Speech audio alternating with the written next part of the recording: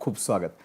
पहिला आणि महत्त्वाचा प्रश्न मला तुम्हाला जो थेट विचारावासा वाटतो की रोहिणी खडसे हे नाव राजकारणामध्ये येण्यासाठी उशीर झालेला आहे का? एक राजकारणी इतक्या दिवसांपासून राजकारणापासून दूर राहिलाय की राहावं लागलं? असं म्हणता येणार नाही. गेले 15 वर्ष झाले मी काम करते. फक्त आधी सहकार चळवळीमध्ये काम केलं, आत्ता राजकारणामध्ये ऍक्टिव्हली काम करते, म्हणून उशीर झाला असं मी म्हणणार नाही. पण राजकारणामध्ये ऍक्टिव्हली काम करायला थोडा वेळ घेतला, कारण सहकाराचं बाळकडू हे लहानपणापासून मिळालं. सहकारी संस्थांमध्ये मी काम करते आणि त्यातनं माझं नेतृत्व पुढे आलंय. बरोबर. पण नेतृत्वामध्ये जात असताना राजकीय पक्षामध्ये आल्यानंतर एक मोठी जबाबदारी मिळणं याकडे प्रत्येक कार्यकर्त्याचं लक्ष लागलेलं असतं. ज्यावेळेला आता शरदचंद्रजी पवारांच्या राष्ट्रवादीनं एक मोठी जबाबदारी आणि तीही महिला प्रदेशाध्यक्ष म्हणून ज्यावेळेला खांद्यावरती दिली, काय विजन असणार आहे तुमचं महिलांसाठी? राज्यातल्या महिलांसाठी काय करणं अत्यावश्यक झालेलं आहे असं आपल्याला वाटतं?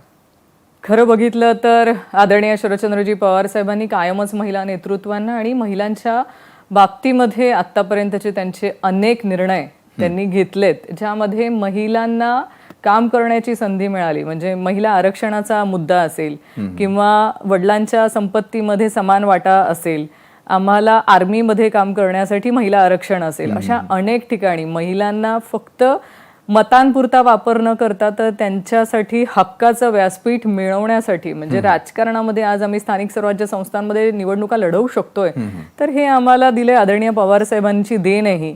आणि अशा पक्षाच्या प्रदेशाध्यक्ष म्हणून, महिला प्रदेशाध्यक्ष म्हणून काम करताना खरंच आनंदही होतो आणि तेवढीच जबाबदारी पण असते, कारण तेवढं तुम्हाला स्वतःला सिद्ध करायचंय. आणि जे पवार साहेबांना महिलांनी पुढे येऊन नेतृत्व करावं, माणसांच्या पुरुषांच्या खांद्याला खांदा लावून काम करावं अपेक्षित आहे, ते करून घेताना नेतृत्व म्हणून थोडी तारेवरची कसरत होते.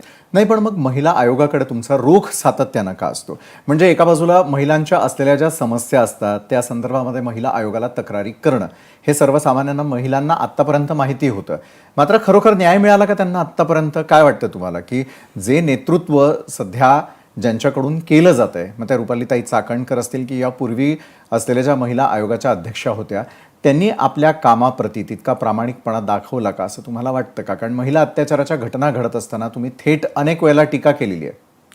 महिला आयोगाची स्थापना ही आदरणीय पवार साहेबांनी केली होती आणि त्याचा हेतूच हा होता की महाराष्ट्रातल्या माता भगिनींना न्याय मिळण्यासाठी एक स्वतंत्र यंत्रणा असावी. एक इंडिव्हिज्युअल, म्हणजे जेव्हा पोलिसांकडे गेल्यावरती महिलांच्या तक्रारी जर ऐकून घेतल्या जात नसतील किंवा त्यांना अडीअडचणी असतील, तर त्यासाठी एक स्वतंत्र यंत्रणा असावी आणि त्या माध्यमातून महिला आयोगाची स्थापना केली होती. पण आज आपण जे बघतोय की सत्ताधारी पक्षातले जे आरोपी असतात, त्या आरोपींना पाठीशी घालण्याचं काम फक्त आता महिला आयोगाकडनं होतंय.